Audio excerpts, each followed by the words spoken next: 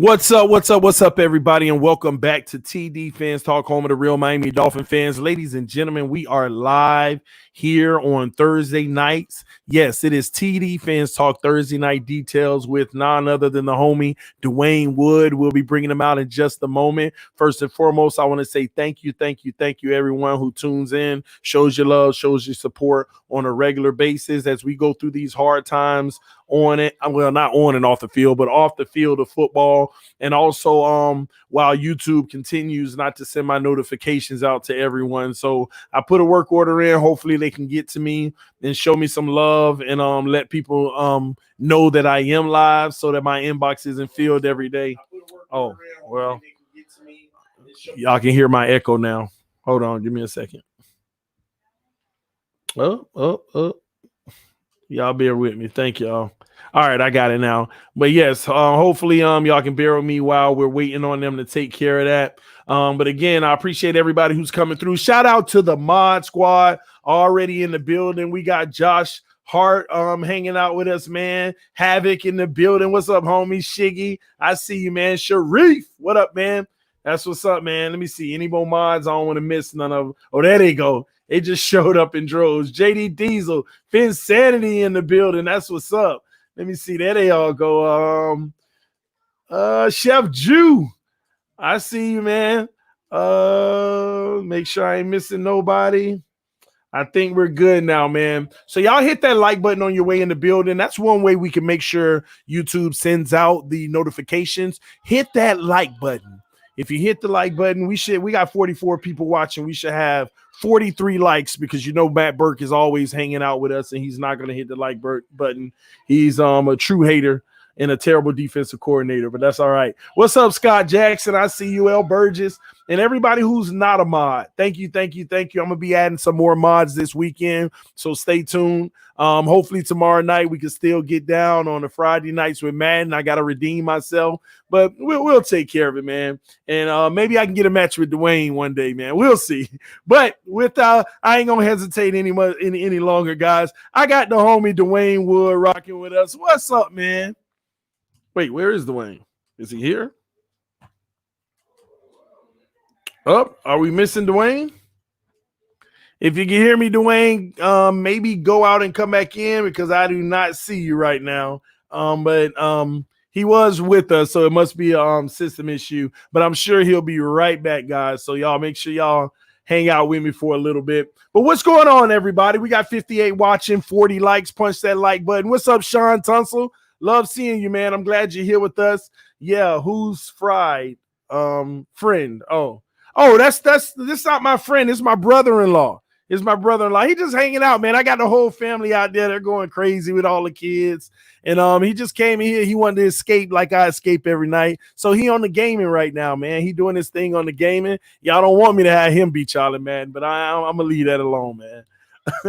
TD got y'all crazy. 2 a time. That 2 a time stuff. Tomorrow, make sure you stay tuned because I will be rocking a good stream tomorrow. I want to talk about Brian Flores' press conference. That should be a good one. A lot to talk about in regards to everything he said. I enjoyed the press conference. It's good to hear from Coach right now, man. It's definitely, oh, wow, Dwayne just texted me and say he lost power, but give him a second. Maybe it's coming back on, so maybe that's what's going on, guys. But it was good to hear from Coach, man. Yeah, I call him Coach. Good to hear from Coach, man. So I'm excited about what the future holds for the team. And listen, y'all, I'll touch on it before Dwayne come in real quick. I told y'all, man, when I sent y'all that video showing y'all some of the flaws of the quarterback that we drafted, don't ignore those things. Found it. Someone sent me another video today. I was shocked when I saw this video, and I'm going to talk about that tomorrow, okay? Because it was Clemson. The defense of Clemson actually did an interview, a defensive player on Clemson in 2018. He said it was easy to beat Alabama because we studied Tua's game and we recognized a few flaws and we took advantage of it. This was a member of Clemson secondary. And basically he goes on to tell y'all everything that I've been telling y'all all this time. Everything that I've been telling y'all all this time. I was shocked when the person sent it to me because I had never seen that video. And I said, I know I ain't the only one in the world that watch film. People say, oh, TD, you need to get in the film room on tour. I have extensively. He's our future. I've been in the film room a lot on tour because I'm trying to find the flaws so that I can recognize what he's improved and what he hasn't improved on since coming in the NFL. And it ain't even really tour I'm looking at it for. It's really the coaches. How have the coaches been able to impact this kid's game? How have they been able to help him improve in his weak areas? Because he has weaknesses, guys. Secondary player of Clemson came out in an interview and said it was easy to beat him, actually. If you study the film and look at the flaws in his game, I'll just tell you, the kids say he don't read defenses. He looks like he read defenses, but he doesn't. That's what a Clemson player said. And I've been telling y'all that. I've been telling y'all he don't read defenses. But on the scouting report, oh, he's excellent at reading defenses. No, he isn't. He's excellent with his mechanics. His mechanics make him look like he's reading defenses. His mechanics make him look like he's reading defenses. But his mechanics are superb. And what I mean by mechanics is, okay, I'm back to pass. I'm going to go left. But you know what my mechanics say? At the last second, look right and go back left because that should freeze the safety. But he don't know if it did or not. He doesn't know if it did or not. He's mechanical. So his next step is do the mechanics, but when you look right, actually evaluate before you look back. Do it at the same time. That's that next level. Then I start thinking about Tannehill. And I start saying, Tannehill didn't have great mechanics. Tua has superb mechanics. Tannehill didn't have great mechanics. Tannehill read the defense, but it took him too long at sometimes. And that did contribute to some of his sacks. And that's the difference. Tannehill was that ultimate player of, I'm trying not to make the mistake. Tua don't care about making a mistake. I'm going to do my mechanics, blah, blah, blah. They should be where they're supposed to be. But the problem is, even if they're where they're supposed to be, you got to make sure you account for the defense sometimes. But the beautiful thing about the league, just like college, is you're still going to win that battle more times than you lose it. You're still going to win that battle more times than you lose it. But that's not good enough. You don't want to lose it in the most crucial moment on a good defense. So that's my take on that, and I'm gonna talk more about that tomorrow. But I'm gonna post the link to that one with the Clemson guy, the secondary member, telling you how easy it was because he doesn't read defenses. I'm gonna post that. All right. Don't take it from me. Take it from somebody who actually beat him because they felt it was easy. He didn't read defenses. What's up, Dwayne? You back, man? Man, I'm back. I'm happy to be back on the show. Let me tell you something. One dog doesn't stop the show. So I'm grateful for all of the Thin fans who were out there supporting the show while I was on a move from one location to another location. I'm glad to have that behind me now. And and even more so, I'm glad that I have better lighting now as well. So you'll now be able people don't have to see judge. my face. They don't have to judge the basement. That's right. They don't have to judge my basement, whether I was living with my parents still, all those little comments that I was getting, those you have to doggone put to the side now. Mm-hmm. This jersey is a Larry Little jersey, 66. Ooh. 66. I wear old school. That's what's up. I don't have no old school. I go as far back as Marino. That's it, man. I need to get my old school game up. Hey, I took a quiz for naming all the 72 Dolphins, the player members. I got 37 out of 45. Wow. Sweet. So, I can go back a long way. I can go back a long way. But that's what's up, man. To go from going back in the day, representing the throwback to what's going on today.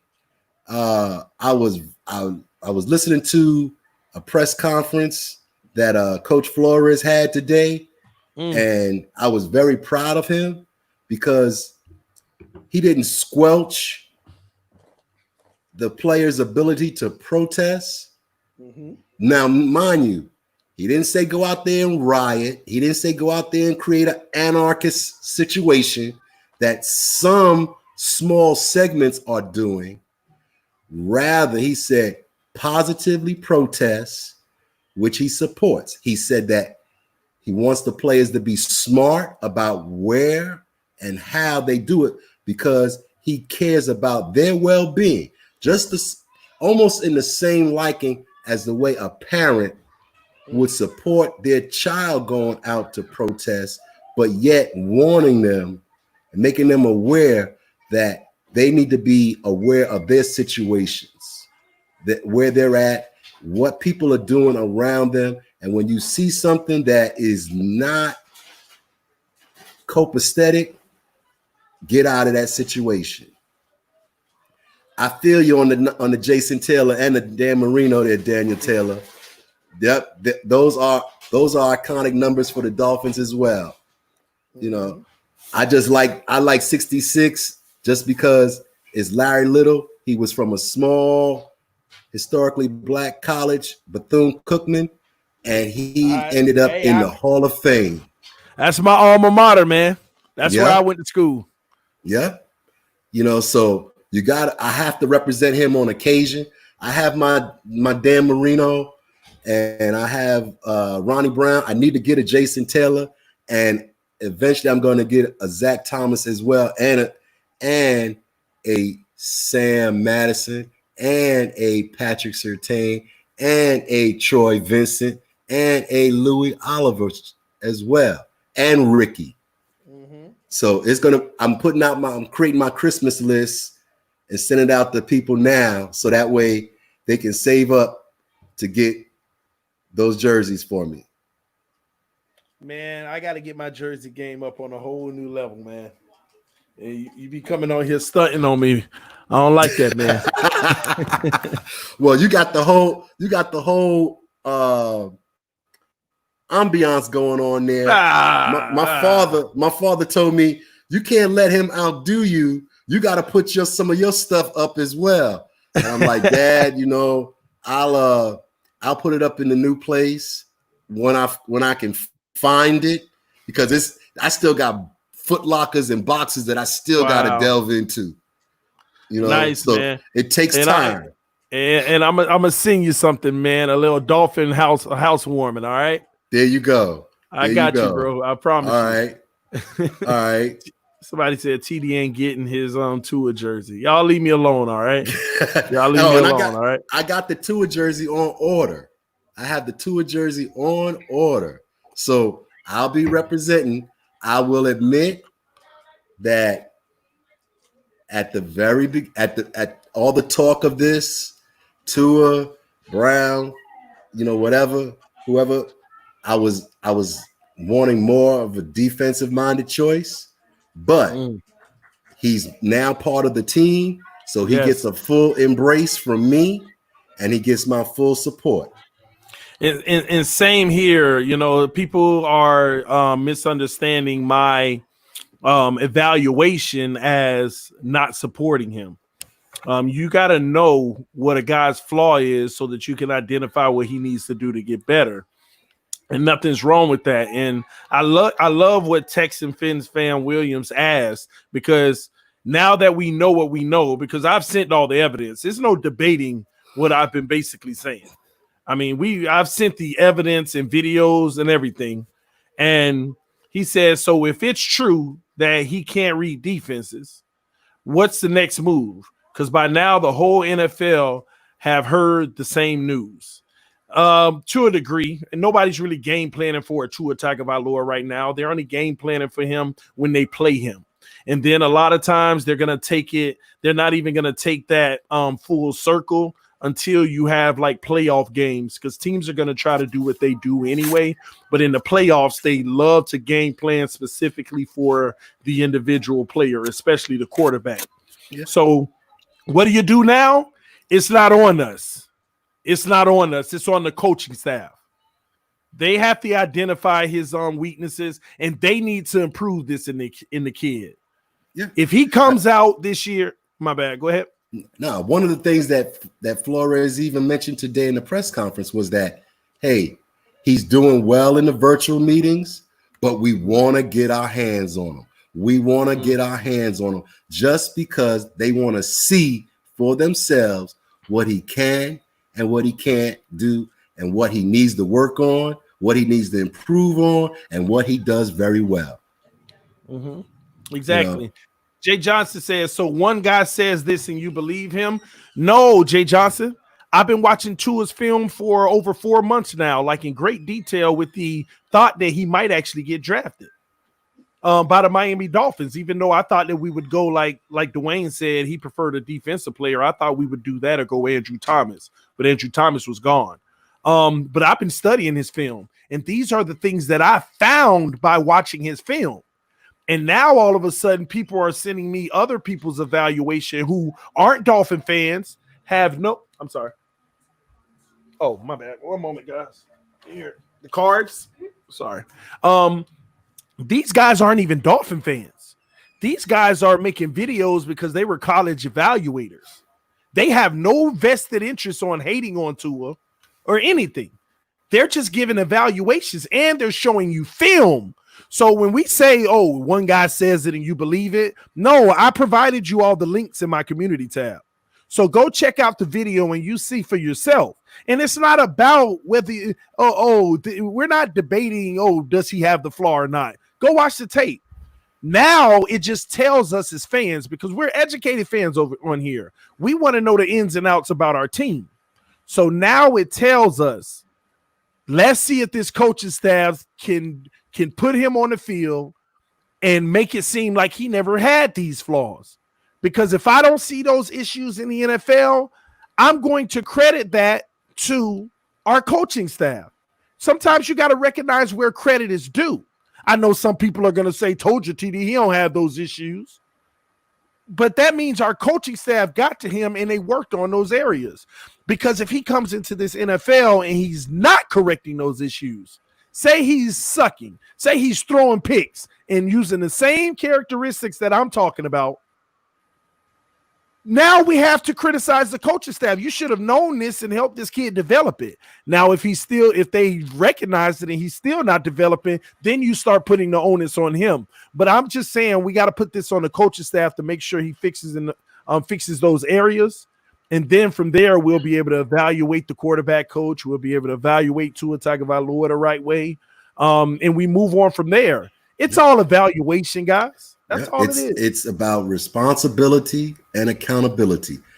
Tua is responsible for taking the coaching that he gets and applies it successfully. The coaching staff is accountable as a whole, but there's a QB coach and an offensive coordinator who are accountable for making sure that they provide the right and correct instruction for Tua to be successful. If those two things don't happen, or those three things don't occur, somebody is going to be held accountable and responsible. And just like this past season where Chad O'Shea was let go because he was held accountable for not providing a good base of learning for certain players and not being able to develop a scheme that was communicatable to the players, you then have the same situation that could occur if those who are accountable don't do their job and those who are responsible doesn't do their job. Exactly, man. It's going to be interesting, though. The only reason we're trying to give y'all this information so you don't look shocked when it happens, and you know who to blame. You know who to blame. And I'm telling you now, if Tua goes out there throwing picks and it's because of the same characteristics that I was warning y'all about, TD not going to be talking about, oh, he sucks, or see, this is why I want to draft him. I'm not going to say those words. I'm going to say, what are the coaches doing? What are the coaches doing? This is a known issue. and he's still doing it, how are they helping develop him? This kid is smart enough to get better. He's smart enough to get better. He doesn't have a high ceiling because he's so great at so many other things, but he can still feel that ceiling out. And that's what we have to work towards at the end of the day, guys. And that's just my take on it. But now, go ahead. I was going to say, I know that this morning, and I was pleasantly surprised to see TD and Finsanity in the morning, but y'all were talking about the Drew Brees issue. Mm-hmm. I don't want to delve back into whether Cap was right or wrong. We already know that. Okay. But the fact that he issued an apology today after the broadcast that y'all had speaks volumes for the impact of social media and the impact of his own players coming out and saying that was the wrong stance to take. Now, it may not have been the full apology that everybody wanted, but that's because when you believe something, it's very hard to come down off of that mountain. It's very hard. And for you to just even come down a little bit, that's a credit to his teammates expressing themselves, and that's some good leadership on that New Orleans Saints team. So I'm not gonna say that that's gonna cause a deep fissure, deep crack in their team. But the fact that they could come as a team and make it and express something to Drew, and have Drew admit that, well, you know what, I had a brain fart these last 15 minutes. Doesn't discount all the great things that he's done for the New Orleans community that have affected positively every single body in the New Orleans, Louisiana, Mississippi area. But it just goes to show nobody's perfect, and you can make a mistake, accept it, apologize for it, and move on. Absolutely. At the end of the day, that's all you can do is move on and try to make the future a better place for everybody, man. That's what it's about. That's definitely what it's about. But here we are, ladies and gentlemen. We have Thursday night details with Dwayne Wood. What details are we going over for everybody tonight, Dwayne? You know what? Tonight we're going to talk about gap assignments. And, it is the key factor in both the run and the passing game for both the offense and the defense. Whoever can control and influence those gaps, that's the team that's going to win the game. 98% of the time, you win those off that trench line, that trench warfare, you're going to win the game. Okay, unless there's some sort of big time referee call in a tie game, and most of the time, even then, if you let one play win the game or lose the game for you, especially if it's losing the game for you, then there were probably about 8 or 9 other plays that you could have done successfully that could have influenced that game in a different way. So one play is not going to make it. That's why I say you have to have control of these gaps. And as you can see up there, and we're trying to show people what commentators and players and coaches talking about when they talk about filling the gaps, hitting the gap, protecting their gap, defending their gap, because those tasks are key to being successful for offense or defense. So when you look at this picture, this graph that's up on the screen now, you can see that you have two A gaps right in the middle. The center, everything starts off the center. Hey, Joseph, not everybody does know this. Exactly. There are a lot of people that don't understand this. Okay. Yeah, hold on. Get it. Hey, Joseph, I can guarantee you, bro, we almost 9,000 subscribers strong. I can almost guarantee you about 6,000 don't know. 6, bro. I can almost guarantee you'll be surprised how many people don't know the X's and O's about football. That's just real talk. And when you think about how the offensive line attack these gaps in order to run the ball and also with respect to pass protection, it's very important that you understand on every play an assignment for somebody to do something in a particular gap occurs. And if that assignment is not filled correctly, that play has probably about less than 40% chance of being successful. Now, as I was saying, you have two gaps on the side of the center. Those are the A gaps. Those are the A gaps. Then you have a shared responsibility between the A and B gap on the right side between the right guard and the center. Okay. And then you have a shared responsibility for the B gap between the right guard and the right tackle. And going forward, you also have, or going to the right, you also have the same thing, same situation in the C gap between the tackle and the tight end, if the tight end is on that side. Now, same thing goes for the left. A, B, and C, and D going along the left side. So when you're talking about the running game, a play is supposed to go to B gap or A gap, and they say strong side.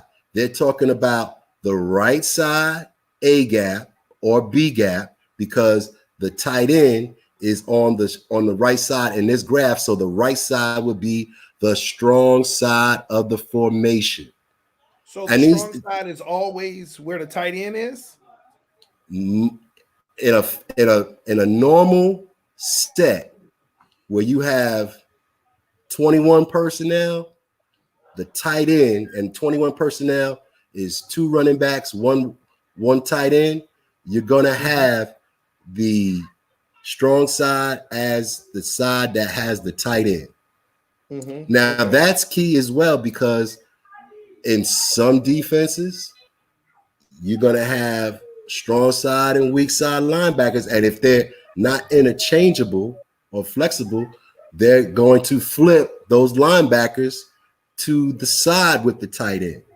So that's why that's important to understand strong side and weak side. Okay. And then as you see, you have a D gap, right, outside of the tight end. Now, some coaches, they will say that the D gap extends all the way out to the sideline and don't really think about an E gap. Some others consider the gap between the tight end and the wide receiver as the D gap and extend out, or they can call it an E gap, depending on how they want to teach it. But you have two gaps on each side of the line for the letters. So you have the right side, A, B, C, D, E, the left side, A, B, C, D, and E. That's why I say you have two gaps for each side. Okay. Now, when you run in a stretch run, that those gaps extend to the right or to the left, depending on what side of the play is going to. So the gaps are flexible or real time, where that's even though they're moving to the right, the gap itself is still between the center and the right guard. That's still the A gap, even if the line is moving more towards the right. So the running back is looking for a gap between a hole between the A gap, or expects the hole to be between the A gap, or expects the hole to be at the B gap because of the blocking scheme for that play. Again, you just need to realize that the letters are on both sides of the line, and so that you can think of it as such. And when they say the play side A gap, whichever way the play is designed to go, that's the play side A gap or B gap or C gap. The weak side would be the opposite side. So in this case, if the play was running to the right, the play side B gap is between the right guard and the right tackle. Yes. Okay. Yes. So if you move on to the next slide, you'll be able to see that as far as the defense is concerned, those gaps are important as well, because they assign players, and players play a certain technique depending on what gap they are assigned to. So when you look at this chart, this picture here, you got the same situation. A gap, two A gaps on the side of the center. The center is the symbol with the blocks. And then on top, you have a 0 and a 1 on the right and a 1 on the left. So that's your 0 technique nose tackle, or your 1 shade technique, depending on whether you shade it to the right or to the left of the center. So let me understand this. So I'm seeing the 0 with the 1s on both sides, right? Yep. So that's that box, that's your nose tackle. And the center is at the box. The center is the box. All right. And this is a 0 technique because he's lined up directly in front of the center. He is head up. He is head up with the center. So that's the 0. 0 technique, head up. Yep. So I'm learning here. 0 technique is head up with the center. Yep. And then 1 technique is slightly outside off of the center. Right. But you're still on them, but you're slightly one way or the other. Right. Either to the on his left inside shoulder or his right shoulder. Either one. Okay, so now I know when I'm watching the game, if Devon Godchild is lined up right in front of the center, we're in a 0 technique. Yes. And he's more than likely is going to be responsible for 2 gaps. But we'll get into that a little later. All right. And then when you see even numbers, right? The even numbers, the 0, the 2, the 4, the 8, those are head up positions. So all the defenders are playing head up against that offensive lineman, squared up. So got it.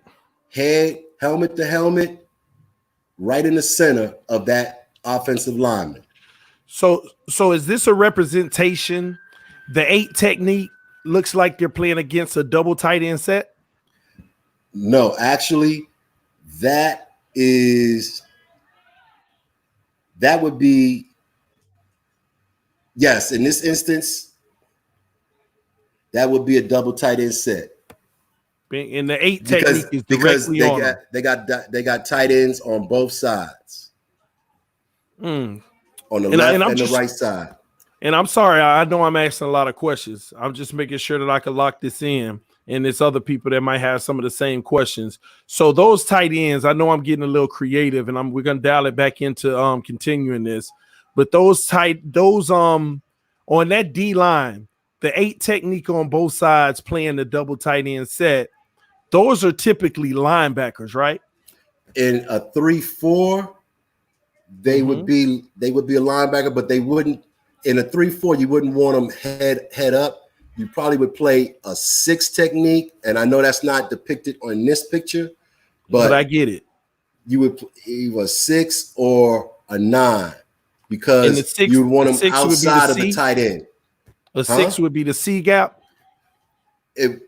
Yes, in some situations, and in other situations, he would play outside of the tight end or a yard and a half off of the tackle.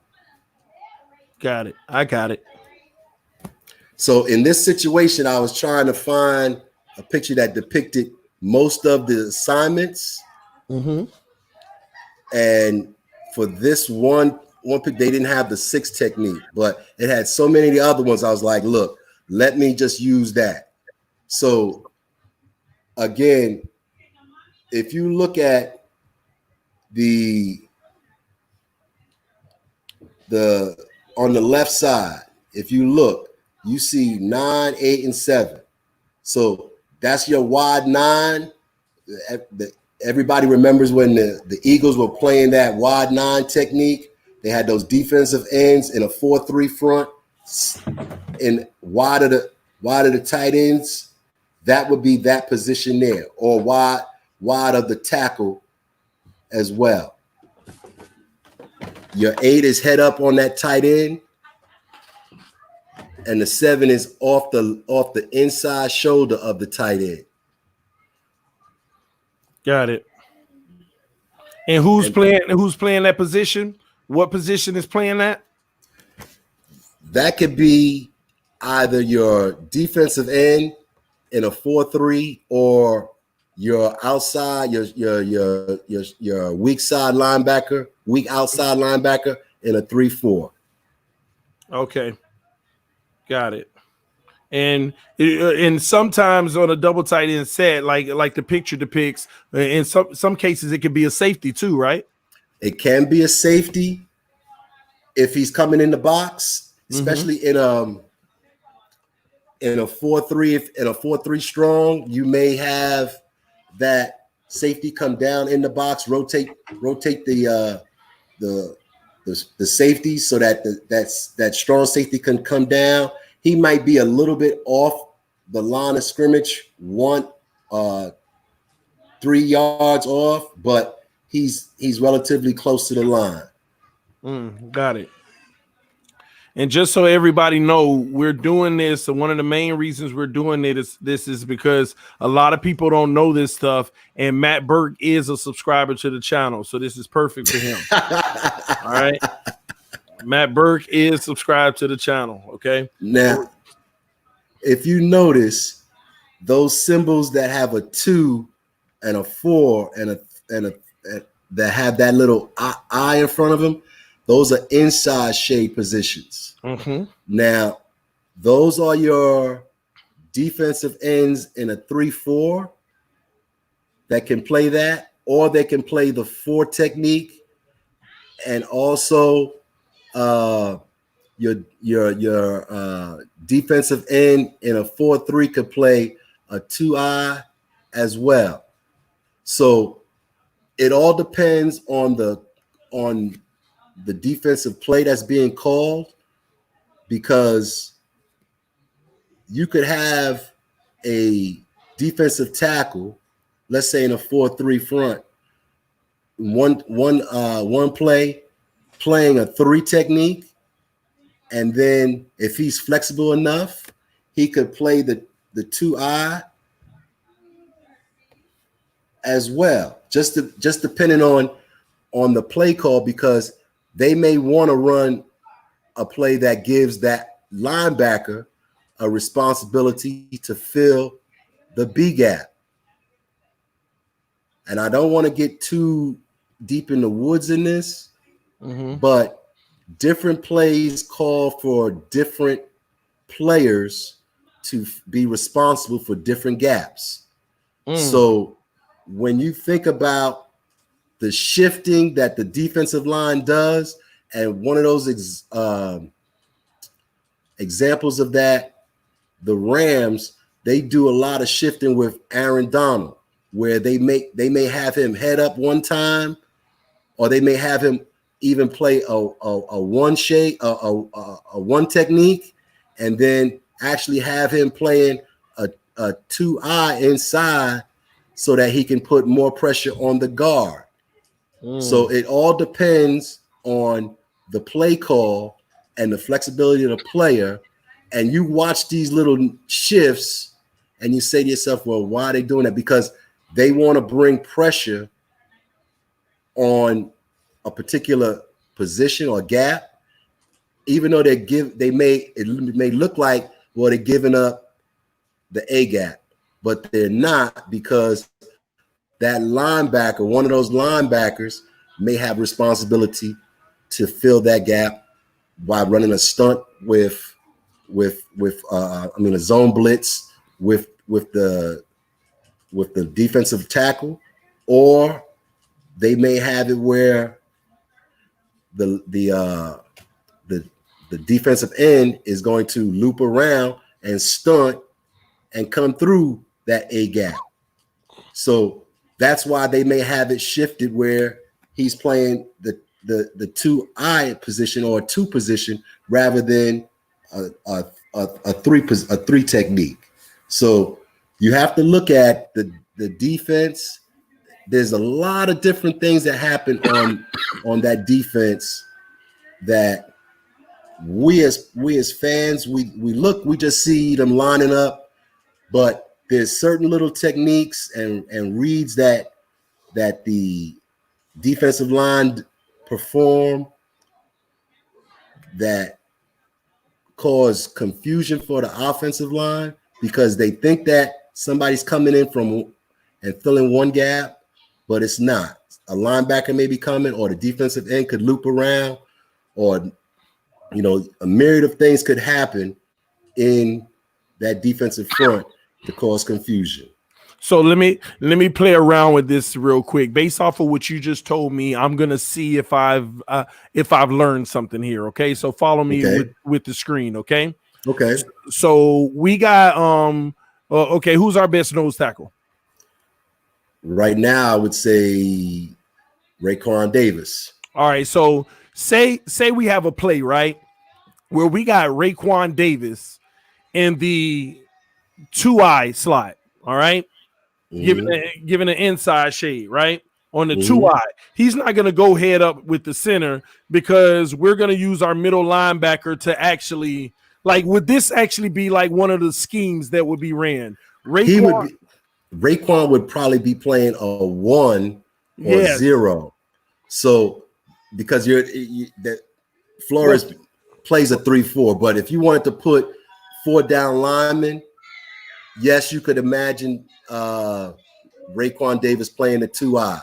So now, if he's playing the 2-eye inside and looking to split the gap, or appearing to split the gap between the center and the guard, then well, I was gonna give you a creative play in my head based off of what you just said. Okay. Okay, go ahead. So would this be like a good, something that's sweet that could work? Okay.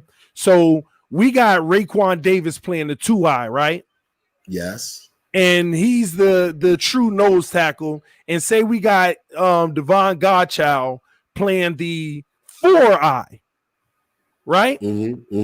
Now, from an offensive lineman standpoint, no. I'm gonna do you one better. Say we have Devon Godchild playing the B gap. Okay, so he's playing a 3. He's playing a 3. Okay. And we have Raekwon Davis playing the 2-eye, right? And then we have the linebacker actually playing the inside shade of on the opposite side of the 1. Okay? You following me on this? Yes. You see my mouse? So we got a linebacker coming through this gap, which is going to make the center pick him up. Okay. Yep. And then we have Raekwon Davis crashing down on this guard. And then you're leaving a free rush for Devon Godchild looping around through the A gap. That's possible. If the center goes with the linebacker on the outside over here. Right. You'd have to in that situation, you're giving you're basically sacrificing that linebacker, because that's not the best matchup you want between the center and the linebacker, but you got to hope that your defensive end is fast enough to loop around and make that effective. Exactly. I know that that's a losing battle for the linebacker, but it's just to get the center to pick him up in the A gap.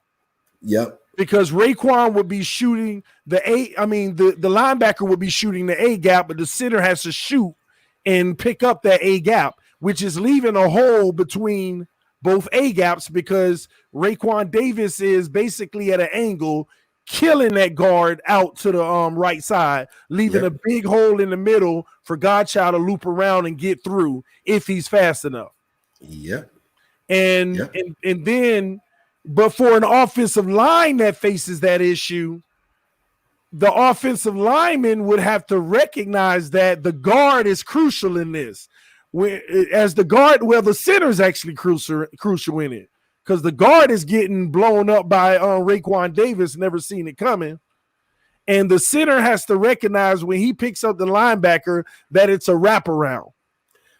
He has to recognize who is the most dangerous person to the play. So the center has to make the decision whether it's the linebacker or, depending on what protection is called, whether it's the offside. So since we've been dealing more on the right, whether it's the middle linebacker or the offside defensive tackle, who is the most dangerous? And that's where you. So are you saying that the center would actually go help the right guard in this case? That would be the smart move? No, the smart move more than likely would be to, let's see, I'm trying to think about the scenario here, because that guard is picking up. So that center is gonna pick up on the nose tackle, who is Raekwon Davis at this point in time. He's gonna pick up, but he also has to have the vision to see who is the most dangerous person, whether that linebacker's coming on the A side blitz, or is it the defensive end who is looping over. Yeah, but a center should be smart enough to know that if the nose tackle isn't coming to me, there's always a threat of that defensive end looping around. Yep, he's chipping, and with his chip in this situation, he's chipping with his right side. That means his head is looking more to a little bit on the left side. So if you imagine, he's leaning his body into the lower portion of Raekwon Davis, but his head is looking a little to the left at about 11 o'clock, keeping vision on the A gap and the linebacker. Now, he's also got to have the awareness to see that stunt by the defensive end and be quick enough to get off of that blocker Raekwon Davis and block off on Devon Godchild, because we said that Devon Godchild was the defensive end in this situation, correct? Yeah.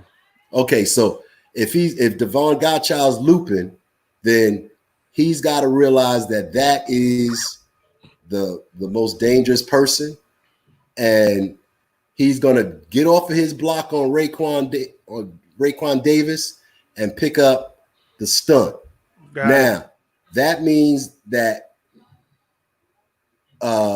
let's see, in this situation, the left guard, he's got to protect the A gap and have his, if he's chipping on the defensive tackle, then he's got to have his head on a swivel for the middle linebacker who could come down on that A gap blitz.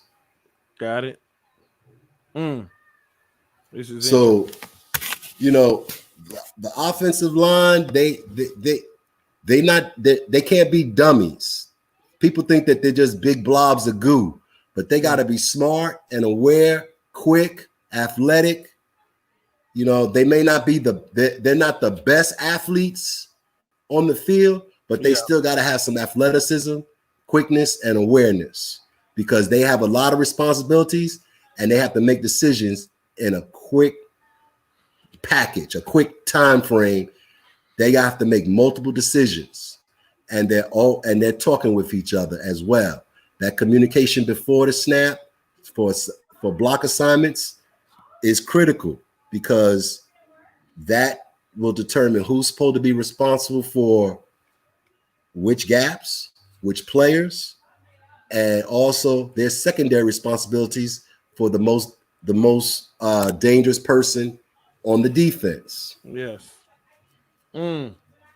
Interesting. Unless you got a whole bunch of dangerous people. Well, when you come with when you see a cover 0 or cover 1, you have you most of the time you're going to shade the protection and to one side with the most play, and then you're going to end up leaving one person regardless. But you want that one person to have the longest or the widest route to the quarterback.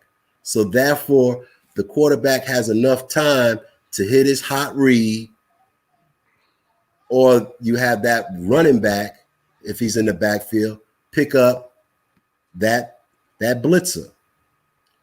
So when you think about those cover 0 and cover 1 blitzes, you know, you're going to have somebody free, but either the center or the quarterback have to make the call to shade the blocking to the side with the most defenders, and the quarterback is responsible for getting rid of the ball quickly. Some sort of pass that's either a quick slant or a fade. That way you have the ability to get rid of the ball quickly and have your wide receiver run under the pass. That was one of the things that Preston Williams and Devontae Parker excelled at. So you think about the cover 0 and the cover 1 pickups, you're going to see those type of play calls or audibles in response to those cover 0 and cover 1 blitzes. In the flip side of that, that's what's going to be special about the defense, because they're going to be making a lot of these stunts and coming at the quarterback, forcing him to have to get it out quick. And that's why you got those two guys on the boundary that's not going to let that be an easy task. There you go. And you think about, and you know, on the depth charts that I've seen, you have Ogba and Lawson on the left defensive end. But I was imagining that they would play opposite each other, left side and right side. So that way you can get that pass rush. And when you add that with a Van Noy and a Van Ginkel that can rush the passer, you know, you can send blitzes from multiple places. Yeah. With just your four rushes or even 5, you don't have to necessarily send 6 guys unless there's something, you know, like a run blitz. But you should be able to develop a pass rush with those 3 between Devon Godchild, Chris Wilkins, and Wilkins may have to play some nose on certain plays as well. Yeah. In those pass rushing situations. Exactly. You know, to have Wilkins, Ogba, Lawson, you know, I really like Van Ginkel or Van Noy and McMillan, you can send those five personnel after the quarterback and get a good rush and still be able to play the run well on those 3rd and 5 situations, because Lawson and Agba, they play well against the run. So if you were in a 3rd and 4, 3rd and 5, and they decide to run a draw play, those 2 defensive ends have the ability to play 2-gap and make decisions to stop the run if they see a run and play on a 3rd and 4, 3rd and 5 situation. Exactly. And that's going to be the key. That's what I think a lot of us are going to have to look out for, is who's going to be that guy in the middle of the line, because I know we're doing a lot of speculating there, because I want to know, because it gives us perspective on what we can expect and what kind of stunts and stuff they'll be running and things of that nature. And who do you think is going to be in that middle? Wow. Every day I think about it, and it could be so many different ways. I like McMillan. I'm in certain packages. I even like Baker in the middle. Oh no, I'm talking about the line.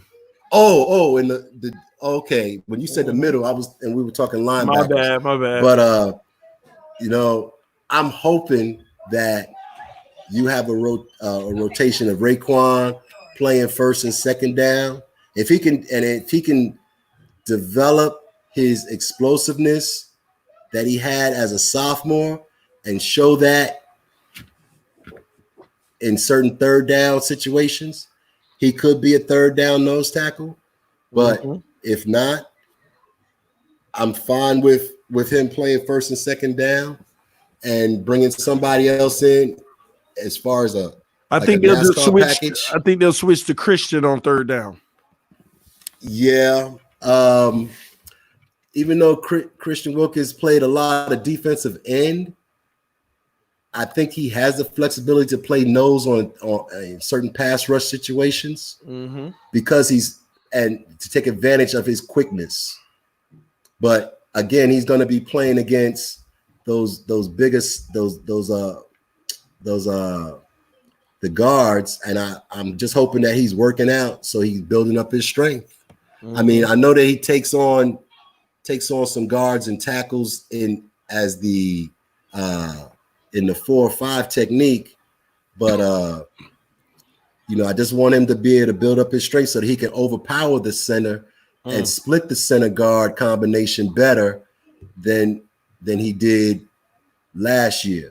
Well, and that's why it's going to depend on schematically how we're going to play it, because when I go watch the film, there's definitely areas that Christian can improve on, but it's the man got double teamed a lot in that middle. But when he went 1-on-1, there were times where you saw where the improvement needs to happen, but he also dominated 1-on-1 situations in a lot of cases, in a pass rush type situation. It's just he only seen very few of those moments because they doubled him quite a bit. I'm looking for a breakout year for him. With the talent level being improved on the defense, I'm hoping that he is one of the beneficiaries of that, and he can have a breakout season. I would love to see him at least with 7 or 8 sacks. I'm not asking to get double digits. I'm asking him to get 7 sacks. I thought 8 this year, and I thought that would be a success. Yep, a huge success. I think that if he can show that he can get 7 or 8 sacks with the defensive ends that we have and the linebackers that we have, being able to divert some of the attention from him, I don't think 7 or 8 sacks is too much to ask of him. If he's coming in if he finishes the season with 2 sacks, 3 sacks, I'm going to look at it as, okay, where's the disconnect? because now you've been in the system for 2 years. So you should be showing improvement from year 1 to year 2. Absolutely. Absolutely, man. And time will tell. Time will tell. I mean, I'm like Flores. I can't wait to see how and the manner in which they put these players in the position schematically, almost like the scientist who is trying to figure out that combination of chemicals to be successful in a formula. And I know that I'm confident. I shouldn't say I know. I'm confident that the defensive staff is going to come up with a schematic plan that will bring success for quite a few players. You know, the 3-4 defense that the Dolphins play, and they don't play that 100% because sometimes they do line up in a 4-3, and they have the flexibility with the defensive ends, linebackers that they sign, that some of them can play defensive end, just like a Strobridge and Render. They can play defensive end. So the offense will never know who is going to be putting their hand in the dirt. So you could still have 34 personnel, but have a 4-3 formation, and that can cause some confusion for 1 or 2 plays, and that's all it takes is those 1 or 2 plays, and that could be the difference between winning and losing the game. I agree. And that's what it hinges on. There's so many different factors that can be the difference in us losing 1 or 2 games, but that's a huge one. Man, I'm excited, man. This is getting me pumped because I know, man, I just can't imagine what the actual, like when we see it, translate on the field, it's like, oh, what are we about to, like, I'm more excited. I don't know about y'all. I'm more excited about seeing what we do on defense than offense. I mean, just imagine you see them come out, you the QB, and you see the defensive line for the Dolphins lining up in a cover 1, and you have to make a quick throw, and then a second before the snap of the ball, they rotate out of that into a cover 2, and now you are basically throwing a ball up to where either Xavier Howard or Byron Jones have an opportunity for an interception or a knockdown, and you're giving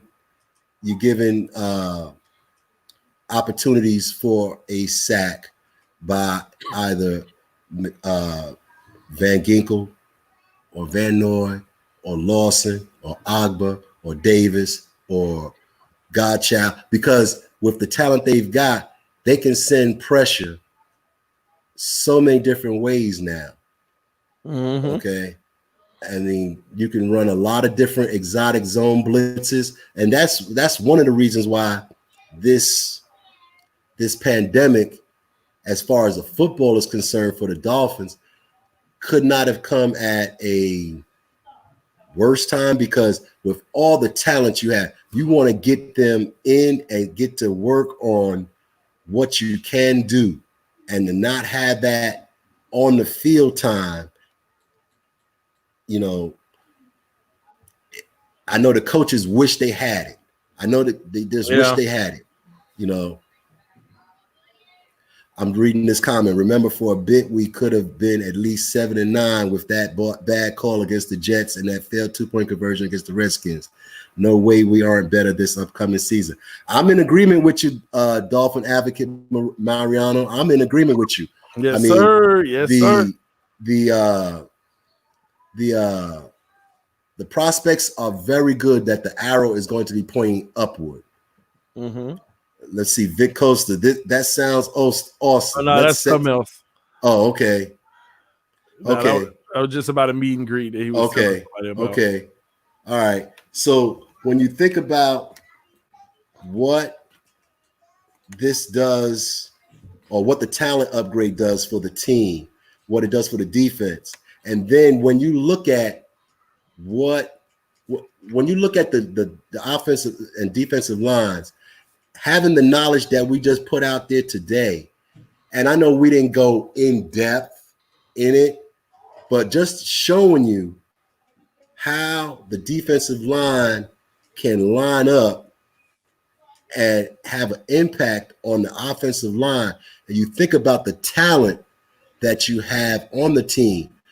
If you're running a 3-4 and you have Lawson as one defensive end and Wilkins for a play as the right side defensive end with Raekwon Davis in the middle, it's going to be hard to run against that defense. Yes. It's going to be hard to at least run up the middle. And everybody knows you start in the middle. The defense, both the defense and offensive success depend so much on how you control the middle. And when you can control the A and B gaps and successfully do that on an offense or defensive side, you are well on the way to winning a game. And you're going to see, especially against RPO offenses, you're going to see defensive ends in a 3-4 lining up in a 4 technique, which means head up, or a 4-eye shaded inside, just because they want to control the B gap, because the A and B gaps are critical for reading for the quarterback. And if you can stop the run option of the RPO, which a lot of teams are going to these days, then you are halfway to successfully stopping that defense. I mean, that offense, excuse me. I misspoke there, that offense. So when you, as a fan, you're looking, you can tell just how close Lawson, Agba, Wilkins, Godchild play in relation to the between the off the tackle and head up on the tackle, or off the tackle, forcing the gap between the guard and the tackle. You be able to tell what they're trying to focus on right then and there. Because if they're in a 4-eye, they want to influence the B gap. They want to influence the run. If they're in a 4 or a 5, they want to more so bring pressure from the outside. So that's something that, you know, your eye could be trained on, so that way it makes the game more interesting. It's not just 9 guys. When I say 9, I'm talking about the 3 or 4 defensive line players and the 5 offensive linemen just bashing heads. There's method to the madness, and although we're not privy to how they perform swim techniques and whatnot, you can tell just by the way they line up what their focus is going to be for that play. That's interesting. That makes the play a little more, that makes watching the game a little more interesting, and that makes assessing how well the coaching in anticipation what the offense is trying to do, or whether it's the players not being able to perform the task at hand. Because if they're in a 4-eye, if somebody's in a 4-eye and he's not even, and that player is not even effectively impacting the B gap at all, then you know that's the player not doing their job. But if the play goes swinging out to the outside, then maybe that's the coach who made a wrong assessment for that particular play. Got it. So yeah, I see what you're saying. If that's like a run to the left, to the outside, and we got a guy in the 4-eye, we're in a bad situation. Yep. Got you. Yep. And that's so 4I, you're typically trying to crash down in that B gap. But if you're running a four technique straight up four, that means you're trying to bring pressure off of that defensive end position. Yep. And you're more than likely playing two gap where you're responsible for both the B and the C gap. If you're playing a four. If you're playing a 4I, your responsibility is to crash into that B gap. Because you can't affect the C gap. You already don't have leverage. Right. And somebody else, one of the linebackers, is responsible for the C gap. Or if you're, in a 3-4, you're playing that 4I, that would be either the outside linebacker or more than likely the in this situation, well, the double tight end set the way this is, the inside linebacker is going to be responsible for the C gap. So this is like that typical play where the quarterback's at the line of scrimmage, right? And he sees the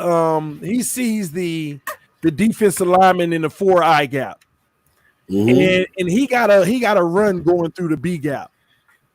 Then he more than likely should audible out of that play. So he may audible out of that, and he might even still be able to keep a run to the left, but he's going to send it through the C. Whatever run he got in his playbook, he might send it through the C, and whatever play has the right guard pulling to that C. That'll be a pretty good play because that right guard's going to pull into that linebacker, leaving that running back with a sweet hole there, or meeting another guy on the next level one-on-one. Possibly, yes. That is a good proposition. Excuse me. So even the quarterback has to look at the D line and say they're not base aligned. They're not aligned, and I got a defensive lineman in the 4I. I need to take advantage of that. Well, if the linebackers aren't playing up, say they're 7 yards back, that's a good run play through that C gap with a pulling B. And that's another thing. That's another thing that the quarterback looks at, the depth of where the linebackers are. If they're because see, each linebacker is going to play off of a gap as well. So, and then the depth. So let's say the middle in a 3-4, let's say the two inside linebackers, they're playing 4 at 5. So 4-5, 4 position, 4 gap, or 4 technique, 5 yards off the line of scrimmage. If they're playing further back than that, say 4-7, okay, which would be really giving up a good run. You're giving up a lot of yards. He's going to call that running play. If they're playing 4 and maybe 1 or 2 yards off the line of scrimmage, then you should audible out of that run and call a quick hitting 3-step drop, or if you're running the RPO, that's when you're going to try to hit the slant, because the hook curl slots in the defensive secondary are going to be open because they can't get back in time to cover their area, and that's asking a lot for the cornerback to cover that much ground. So those slants will be open, and these are all things that a QB should be able to read and have an audible for that play and recognize that is the situation. And also the wide receivers, they need to realize it. Everybody doesn't just line up and just be oblivious to what the defense does. We'll get into wide receivers and what they look for, and we'll get into all of that. But I just want to talk about the gap assignments, because the gap assignments give so much information both to the offense and the defense as to where they think the play is. And then as a linebacker, you have to read the guards and the center, because depending on what they do, whether they are pulling or blocking, will determine whether you are going to shoot that gap or play parallel to the play. So, you think about the different reads that both the linebackers and the defensive line have. They're looking at the way that those offensive linemen, what their first step is. And I know they're not looking at the feet of the offensive lineman, but they're looking at that torso and that chest to see whether it's moving forward or moving to the left or to the right. And that's what they use as their keys to move towards the play or fill the gap. That's interesting to know, because even when the ball snaps, a defensive lineman actually still doesn't know what he needs to do, but he's feeling it out in real time. If it's a two gap, he's looking to see which hole is, or which gap is the play is running to. If it's a one gap, he has that one gap responsibility. He's going to fill that gap. He's going to attack that gap. In a two gaps responsibility, he's got to make a decision. So, as you see up there on the screen there, in a one gap, like I said, the defender attacks a hole and must take care of whatever business happens there, whether it's a run or if the offensive lineman is passing, or if a offensive lineman is pulling into his hole or away from him, he's got responsibilities to take what he sees, what he reads. So in that one gap, he's also expected to tackle any running back who comes through that hole, or force the running back to move to laterally into the arms of another defensive lineman, or to the linebacker who's supposed to be filling the gap, or the gap to his left or right. So there's a lot of different things that go into one gap, but it's more of an attack. So you don't have you don't have to have as much vision as you would in a two gap, because in the two gap you're checking both. For example, with the nose tackle, you're checking both sides of the A gap, both sides of the center. You're responsible for in a 3-4, in a two gaps scenario, that defensive end is responsible for both the B and the C gap. But you have A and the B gap, excuse me. But you have to be in a zero technique to be successful in that. Would you agree, or am I off? In the two gap, you in a two gap situation, the zero technique is responsible for both gaps, both A gaps. Because you can't be in the A. I mean, you can't be shaded on either side and expect to handle both gaps. Right. Okay. Right. So two gap responsibilities, for the nose tackle, you have both sides. You're responsible for either side of the center. And that's why it's zero, because you play it off of the center. You play head up, or I should say head up, but your responsibilities are on both sides. Now, when you play in one gap, you're responsible for just the one side of the A gap, or the play side, or the weak side of that gap, of that A gap. You only have that one gap. So tell me this, on a nose tackle zero technique, you got to be wise to, like it says at the bottom, determine which gap is more vulnerable. So is this why you want that dog, that elite nose tackle? Because you don't have to be as smart, just destroy your guy and you're already handling both gaps? Well, you want somebody who has a strong lower core, that they got ham hocks hanging on them thighs and calves, big guys. So that's one of the reasons why I think that the Dolphins signed Raekwon Davis at 6'7", 350, 360. You know, he's a big guy.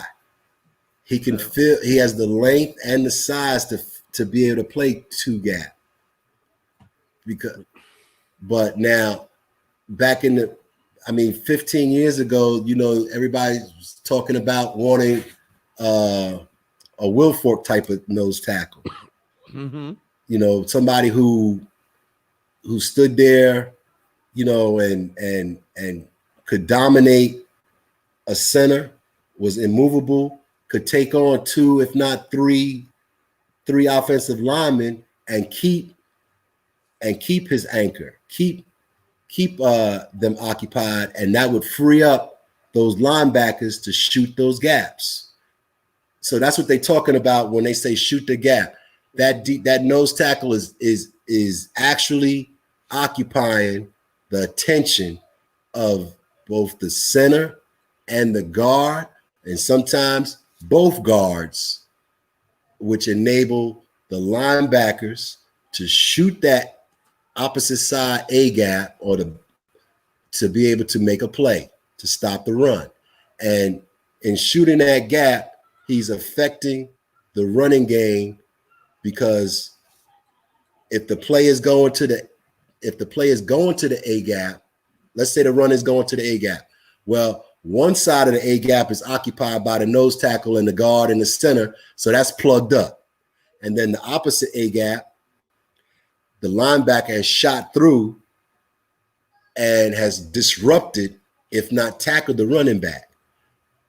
And even if he just disrupts that play enough to where somebody from either playing the 4 technique or playing the 7 technique off of the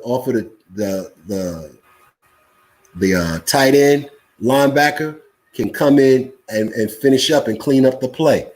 That's the situation that a good nose tackle causes, because he plugs up and occupies a hole and offensive lineman to the point where it frees up a linebacker to make a play. So those 3-4 linebackers, they have to be physical enough to be able to take on an offensive lineman, but agile and quick enough to be able to shoot that gap and make a play on that running back or blitz the quarterback. To me, it's harder running a 3-4 because you have to have 3 players that are doing that well. You need communication and you need talent. And I say that because the talent part of it comes because you have to have somebody who can plug up a hole on a consistent basis. Your Wilfork, your Vince Wilfork type. Okay. You need somebody who can do that on a consistent basis. And you also need linebackers that are quick enough to be able to react and take advantage of that occupied offensive lineman and be able to shoot that gap and make a play, as well as read the offensive lineman and be able to run parallel with that offensive lineman, defeat that block that he's going to put or attempt to put on you, and make a play. Because there'll be times that you as the linebacker will follow that pulling guard, and you have to beat that, get through the trash and beat that lineman in order to get to the ball carrier, or you have to be able to be quick enough to shoot that gap and get to the quarterback or the running back from the weak side of the play. So we're looking at now an overall look at the gap responsibilities for defense.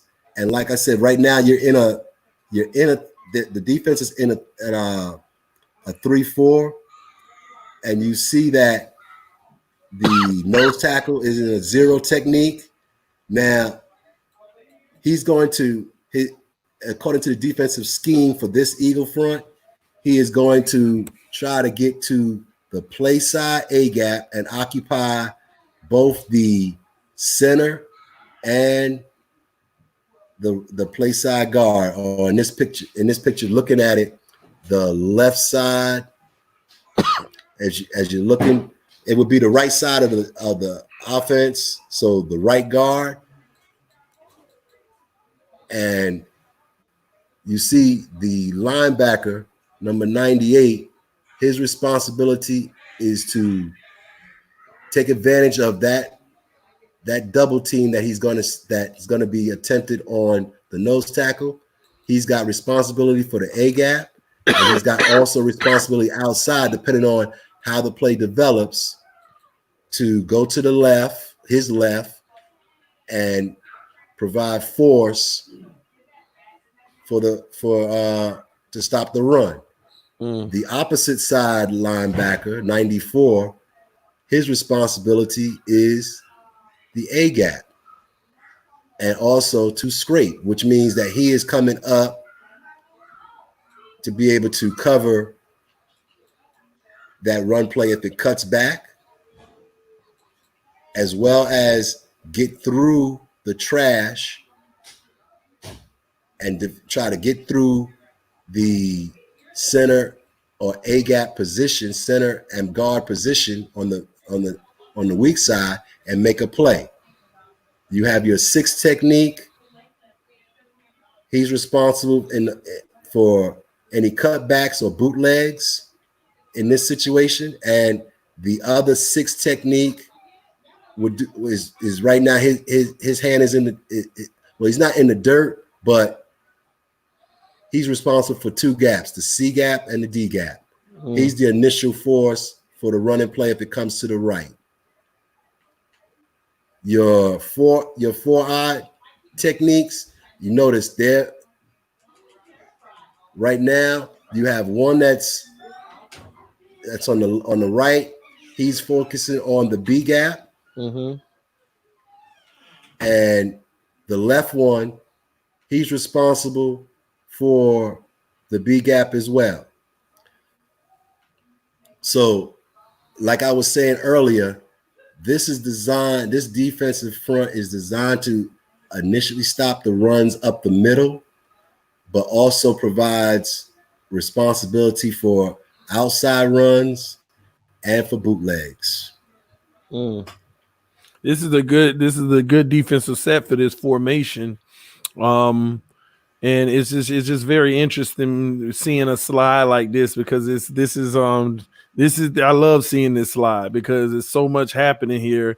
It's teaching me though also that in your 3-4, your 3 down linemen, they have a specific assignment on the play. Yep. They don't have the option. Even the nose tackle in a zero technique, he has an assignment on this play. Yep. And what this play is geared towards is the strong side. They're basically a more pursuit on the strong side, but they have the insurance on the back end with the 6 technique for the cutback and the boot. And I love that, man. Yep. So that's one of the reasons why Flores wants to get his players in camp, so that way, it's fine and dandy to do the virtuals and go over your responsibilities. But when you can put everybody in the position on the field and then run it so that you can see how effective things are, whether people have difficulties, whether they need extra work on a particular technique to be able to perform a task that they're supposed to be assigned to do. So particularly in this defense, how do you read your key for the guard as the linebacker, the inside linebackers? So that's what you need to practice. That's what you need to work on in order to get to be a top 10 or top 5 defense so that you're working on all cylinders, smooth running engine on the defense. The only way you do that is by making sure you have that practice on the field. Now, knowing these virtual meetings do provide initial familiarity with the defensive calls, and also what your responsibilities are, but nothing is like repetitions. Nothing beats reps. And whether that's in pads or out on the field and just going through walkthroughs, is nothing like having those situations, because then you start building that team cohesion and that communication that is key to having a successful defense. Well, and man, I can't wait, man. This has got me too pumped, man. And then now you got me looking at this screenshot, just envisioning our team, and I'm looking at it, and what we see are 10 players on the offense, right? And which means there's one more player on offense at the wide receiver position. And I'm going to assume it's on the strong side, because you got a safety looking like he's on the strong side, if you notice that down there. So, and I'm sitting here thinking that's X, and he got his man out there. We're not worried about that. But we have 7 guys in the box, and them alone have the run covered. And you have the safety 8 helping X, which is 9. We still got 10 guys that's not on the screen. One is in that slot, and we still got an extra guy. It's almost like in this play, in this 3-4 formation, we could still be successful with 10 guys. I don't want to play defense with 10 players, though. I know. I'm just saying, but if this is a run play, like literally, this is, I mean, even if it's a pass play, having the lockdown corners, like you can literally have 10 guys on the field and be successful with this offensive formation. And I know that says a lot, because they might pull a trick out and then they run that tight end up the seam or whatever. But I'm just saying, man, it's just because it's interesting on this play where the people who have 2 options are the linebackers. I love if we're going to have situations where the defensive tackle has their assignment, because what the defensive tackle is doing is dictating where the running back and or quarterback will go with this. That is true. But they're forcing them into traps anyway. And they're forcing them, and you're forcing them to where you're dictating where the offense can go, because in that particular front, you're taking away the A and the B gap, because the nose tackle's taking care of one A gap, the weak side inside linebacker is taking care of the other A gap. You have coverage for the A gap as well with the strong side inside linebacker, and then your defensive ends are taking care of the B gaps. If everything works well, you have coverage for that play. You're forcing that team to go outside, and when you force that running play outside, help comes. Help comes in the form of that strong safety. Help comes in the form of that outside linebacker, and on the running plays, that cornerback, if he's in a cover 2, he's checking, because he's about 5 to 7 yards, 3 to 5 yards off the wide receiver, but he's peeping inside to see if it's a running play. His first Which one? Which one? Which one? What? Which one are you talking about? Is peeping inside? The cornerbacks. Okay. They are peeping inside first and foremost, especially if they're in a cover 2 and they're cover 2 zone.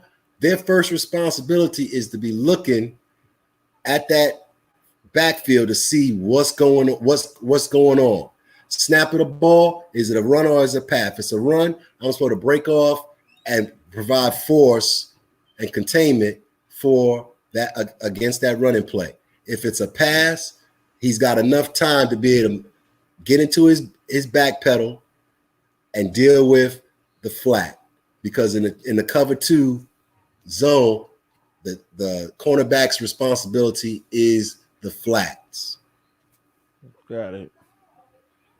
First and foremost. And then as the play develops in the 3-4, the linebackers the outside linebackers take on the curl to flat, and the cornerback falls back and protects the in the secondary.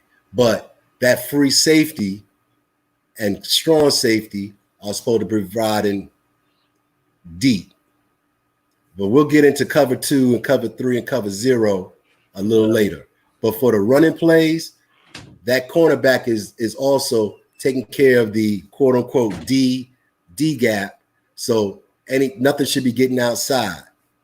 Therefore, if this is a running play, they've got assignments for all of the gaps. Yep. And somebody should be able to make a play on that running back. So I'm curious. Let me ask you this. You see the fullback, right? Yes. Right? You see the fullback. Yes. So what if the fullback hits the C gap? What is the linebacker that's in the 6 technique supposed to do? If as far as the fullback running the ball or blocking? Blocking. That's it. He's lead blocking, but he's coming through the C gap on the strong side. If he's coming through the C gap right here, he's going to get taken on by that linebacker. Right here, or just the linebacker? No, the linebacker in the 6 technique. So that would concern me on this play. That would concern me because if the 6 technique is if the linebacker in the 6 technique is taking on that fullback, it's going to be a scary moment if the tight end that's there, he actually goes to block number 98. And then the running back is open field, him against the safety. Would you agree? Well, you have situation where if that's a running play, that linebacker 98, depending on how that offensive lineman pulls, he's going to also read that and the fullback to see where the fullback and the guard are going to take him to the ball. It just gets here's where it gets tricky to me, because when you have a fullback, sometimes you don't have a pull. That is true, because he's blocking downhill. He's acting as the pull. Yep. He is the blocking that is downhill in the position. So when you see when that inside linebacker, his keys are the guard and the fullback, and he's watching. First, he's checking that guard, then he's checking that fullback to see, and also this weak side linebacker, he's reading the same. He's reading that guard and that fullback as well, because if the fullback comes up, that linebacker, that strong inside linebacker, he's got to meet that fullback, and then the weak side linebacker's got to run parallel and go get the ball. That's why the 6 technique is going to want to set the edge and force him inside. Right. But if the fullback is coming towards the 6 technique, he's got to take. It's just a double team. Yeah. That's why I said he's going to take it on, but the reads are going to dictate who fills and who runs parallel. So if this fullback was to come into the C gap or the B gap, then that linebacker, that strong side linebacker that's on the same side, he's going to take on that fullback, because he's going to read the movement of that fullback, and that linebacker on the weak side is going to run parallel and try to meet the ball carrier. Got it. I see it. Ooh, the only scary thing I see in all that, it would be a nasty cutback. And that's where you have, but that's where you have the weak side linebacker on the play. He's responsible for the cutbacks. Got it. God, this is beautiful, man. Man, everybody has their responsibility. Everybody has their responsibility, but you know, what it's still about meeting help, shoulder pad to shoulder pad, and who wins. Mm-hmm.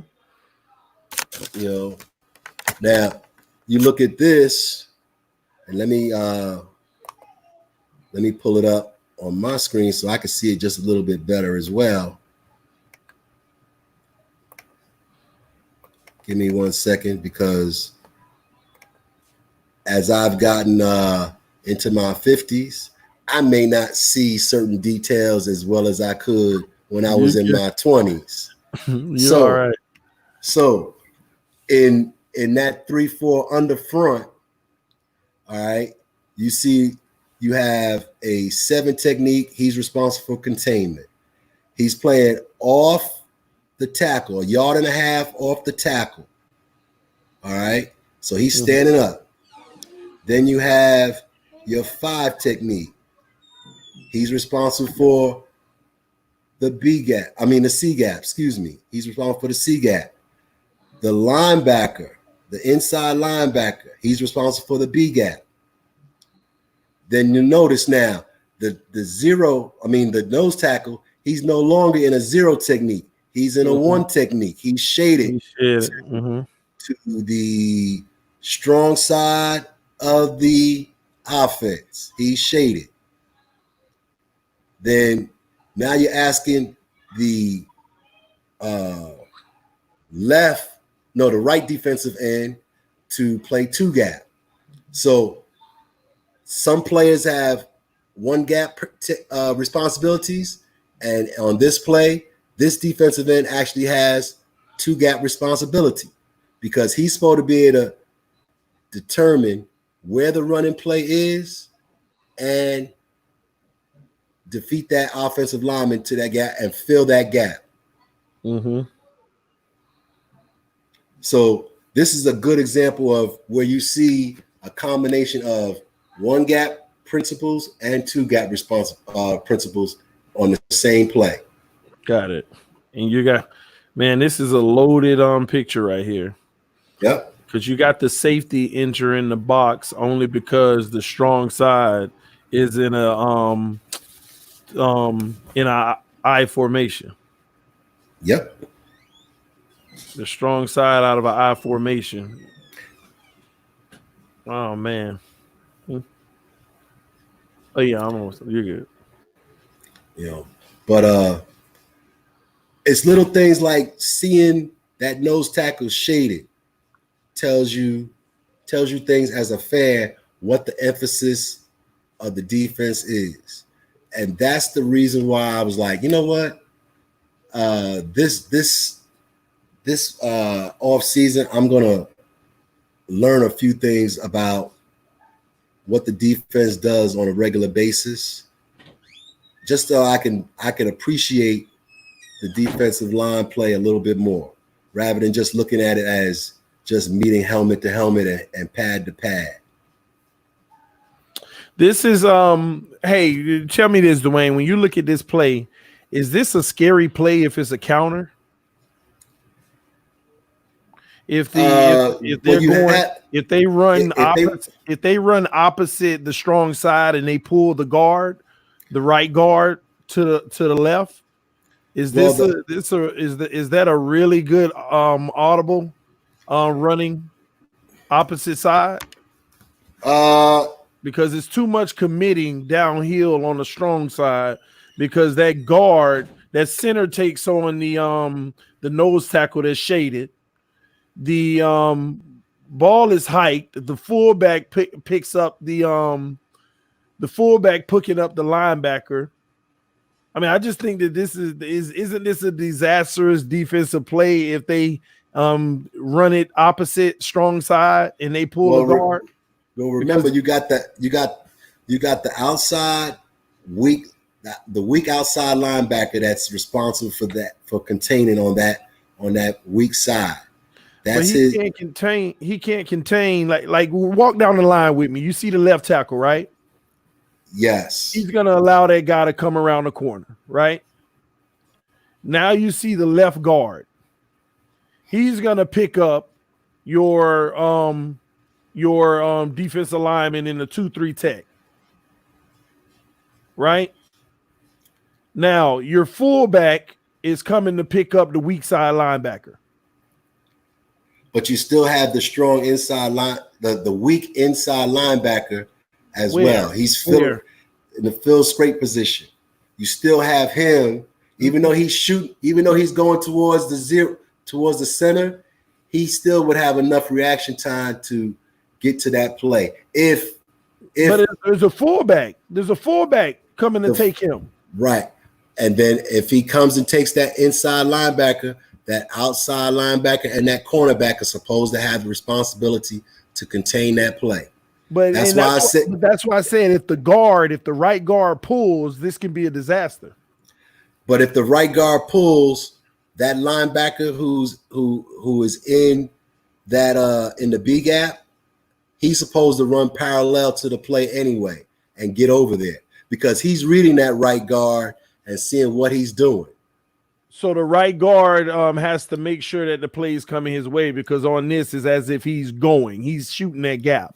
Well, put it like this: if he shoots that gap, they're in trouble. If they run it opposite with a pulling guard, if he shoots that gap, then again you have that safety who's supposed to come down, as well as the number 52, or is that 53? 52.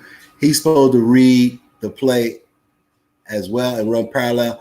And you have the outside linebacker containing, and you have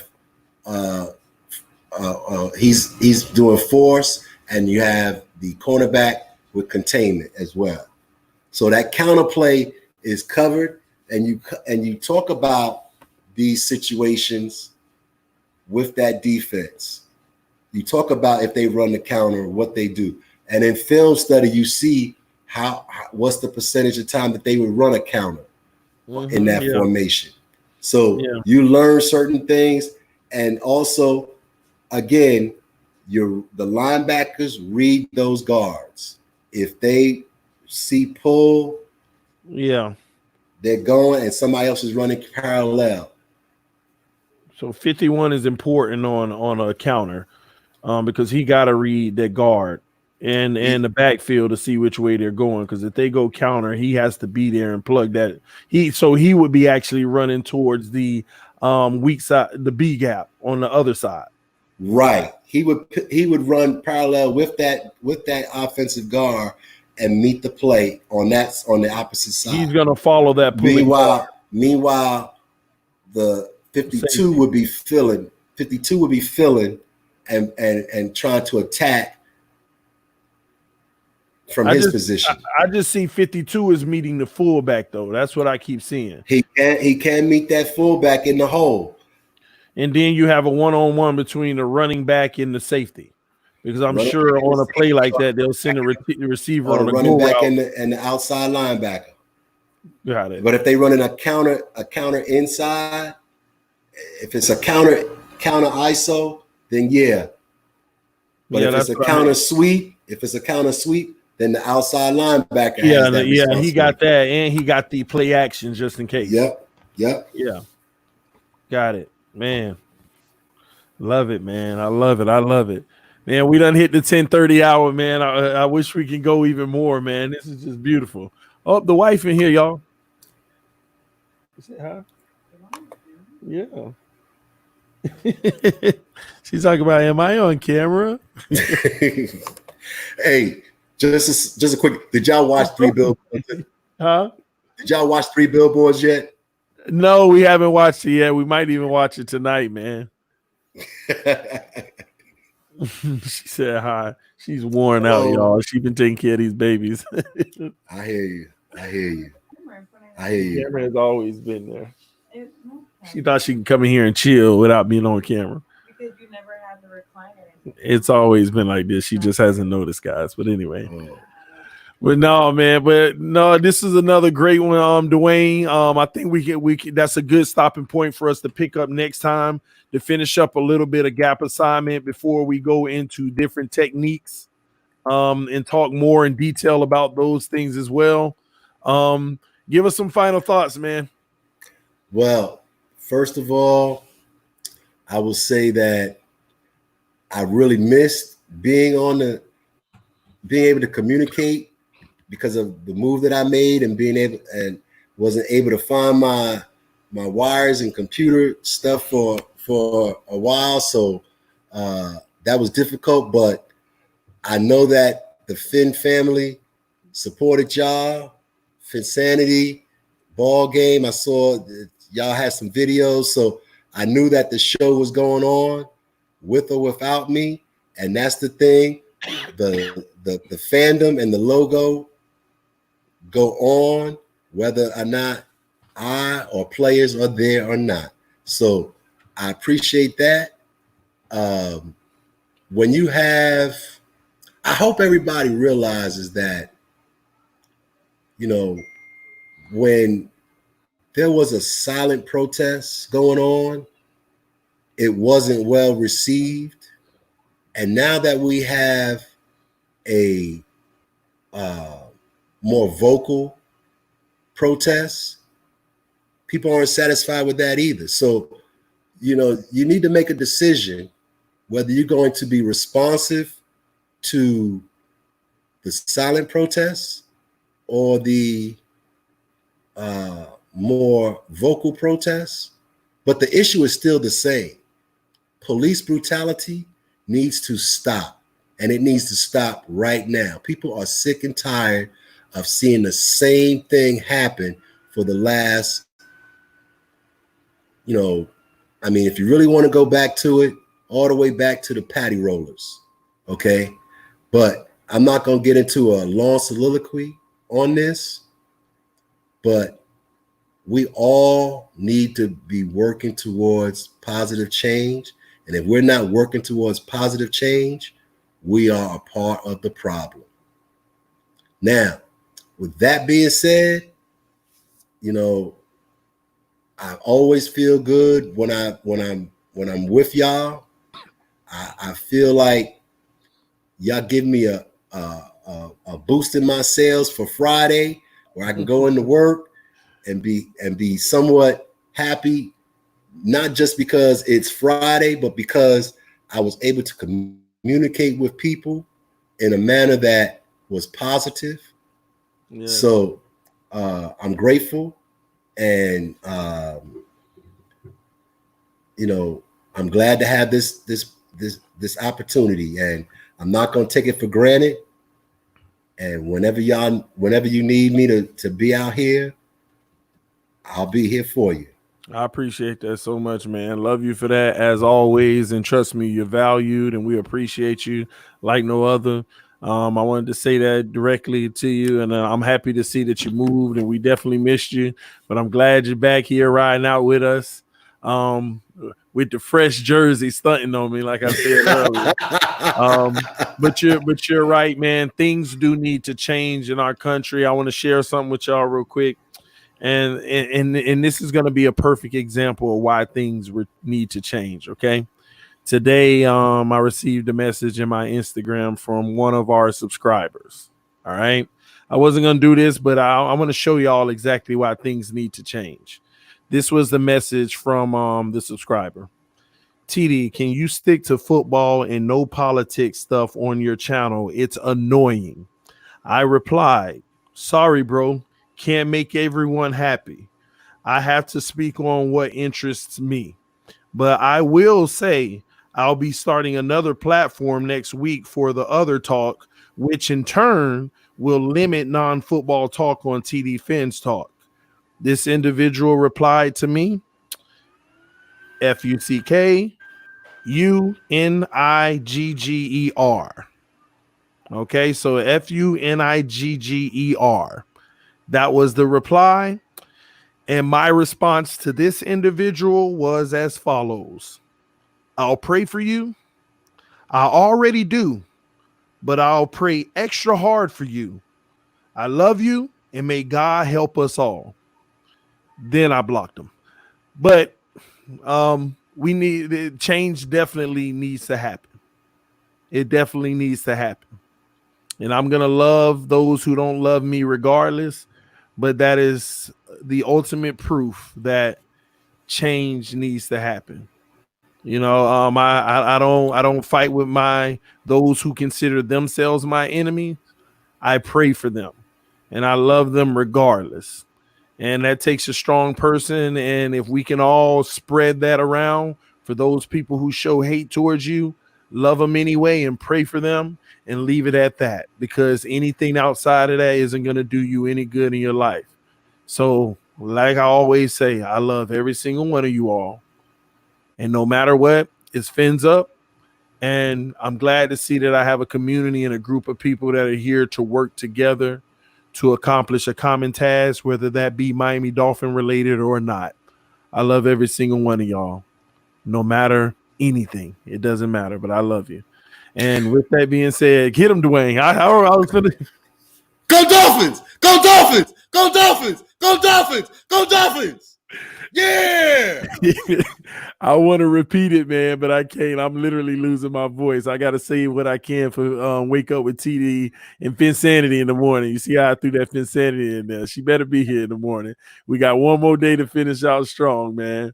Shout out to Vic, said, love you, TD. Fins up, support. Absolutely, man.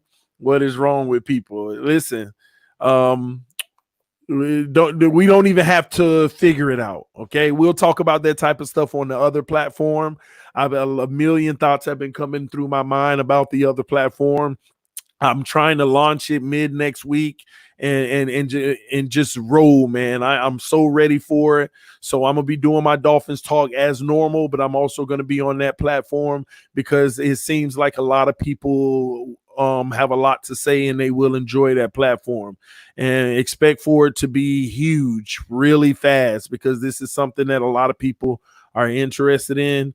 But I need soldiers, man. I need individuals who are ready to speak their mind, and it's going to be a safe zone.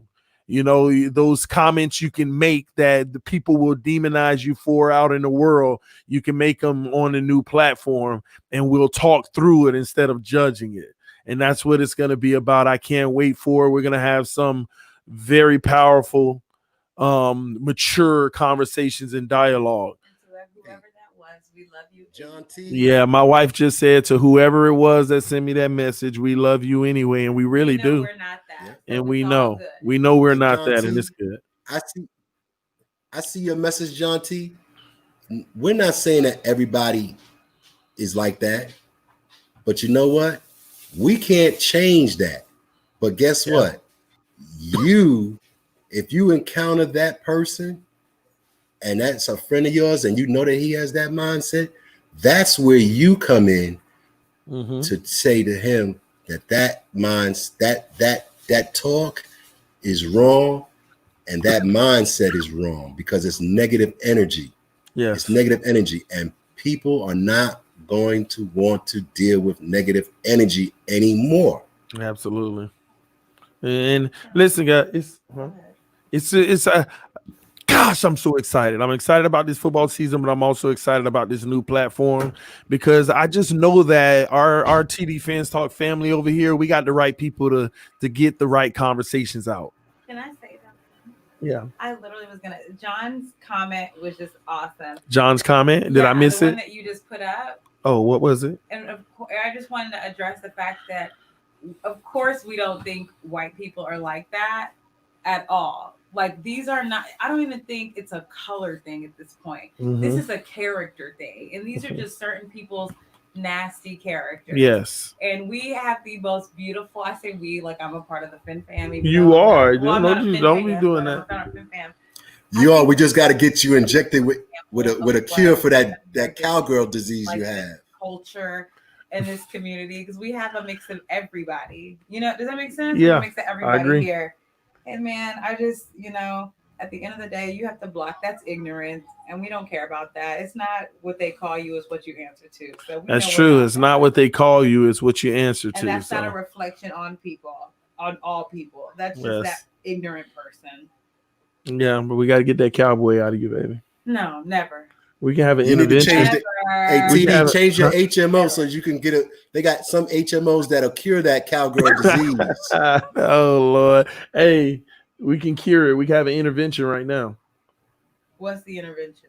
Come on, I can come dress you from head to toe in dolphin gear, and then we can say a prayer over you. No. Let's go. Oh, man. But anyway, let me get out here to the family, man. I love y'all. I can't wait. But stay tuned, y'all. Thank you so much, Dwayne. Let's go Dolphins. Let's go Dolphins. Let's go Dolphins. That's right. That's right. Hey, guys. That's right. That's right. Elder Bruce Jones. Oh, Lord. Hey, Drew. Hey, Marcus. She came in here to get me out of here. Now she in. Hey, John. Hey, Mr. Miami. Hey, Dwayne. Hey, Vic. I love it. I think I saw Finsanity. Hey, she might have been here earlier. Hey, Finsanity. Lord, you ready? Okay, wait. Hey, Clemente. Hey, Brandon. Can I just finish saying hey to my people? Hey, Havoc. Oh, well, somebody actually just won a raffle from me. Really? So they won a Madden game live tonight. So I had to play Madden real quick with one of the Please. They're trying to buy some more time, y'all. Hail to the queen. Much love, my Fin fam. Ask her when she's gonna have another one of those question nights again. Yeah, they want to know if you're gonna have one of those question nights again. I am. Yes. Really soon, actually. Yes. We should host one on your channel. Hill, we need to be on this channel. Wait, Hill, you need to be on this channel again. We miss you too. Oh my gosh. That was Vic. This is like my favorite group of people. Like they literally are my favorite group of people. Dolphin fans. No, I mean not even just Dolphin fans. The community that you built, like, oh my gosh. Well, we all built it. We're gonna forget what they're doing out there right now. Not that we need to forget it, but we need to remember it. But coming here after turning off the news and coming here and talking to everybody and all the love in the Fin family just warms my heart more than people know. Like, all these people here are amazing. These are all my friends. Oh, they're your friends now? They are. I ask about them all the time. You do, but so you're a Dolphin fan now. Y'all, I ask about you guys all the time. So you're a Dolphin fan. Huh? So you're a Dolphin fan. I'm not a Dolphin fan. She has empty care. About my friends all the time. I ask about everybody. Baby, just go ahead. Come on over. Peace, Mr. Miami. I know, right? Especially Mike. None of this happens without you, Hill. Dwayne asked. That's true. By the way, That's Dwayne, true. Listen to Dwayne. This is one of my favorite segments because Dwayne makes me feel like I'm learning so much. Like he's educating me on another level. You hear her? He's educating me on another level. Like I love watching the show. Well, thank you, Miss Hillary. And Vic, Vic, how's your wife? Vic's wife is a nurse. Vic, how's your wife? How's she doing? Wow, Vic said, "TD, don't make me pick between you and Hill." She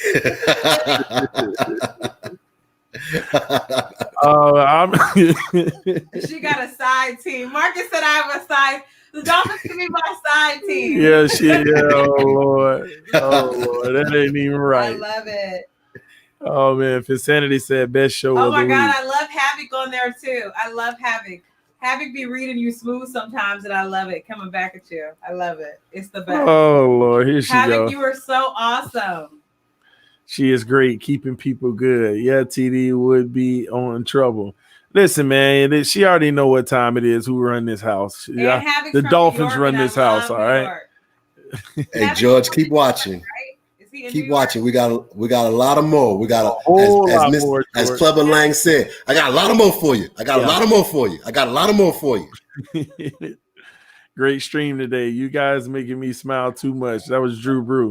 This is making me smile, bro. We need more people like y'all in the world. Appreciate you, Miles. Love you, homie. Man, hey, where you at, Miles? Where you from, Miles? I was just curious. Where you from, Miles?